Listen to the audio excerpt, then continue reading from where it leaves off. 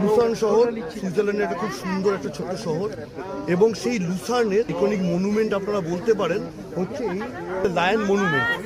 আপনারা সারা ওয়ার্ল্ডে যত জায়গায় আপনারা লায়নকে দেখেছেন, কোনো ছবি বলুন, কোনো স্ট্যাচু বলুন, কোনো স্ট্রাকচার বলুন, কোনো আদার্স, সব জায়গায় লায়নকে আপনারা পেয়েছেন খুব হিংস্র, খুব শক্তিশালী, খুব পাওয়ারফুল এই হিসাবে।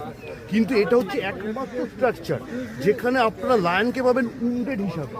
এই সিংহের পেটের মধ্যে একটা বর্ষা বিঁধে আছে, মানে সে আহত, সে কিছু সময় পরে হয়তো মারা যাবে। এটা কেন এই স্ট্রাকচারটা করেছিল?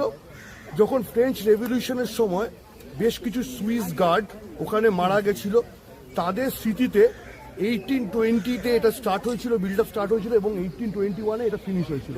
এটা সিঙ্গেল স্টোনের ওপরে করা একটাই স্ট্রাকচার, এত বড় সারা ওয়ার্ল্ডে আছে, এবং এটা একটা আইকনিক সিম্বল হচ্ছে এই লুসার্ন শহরের।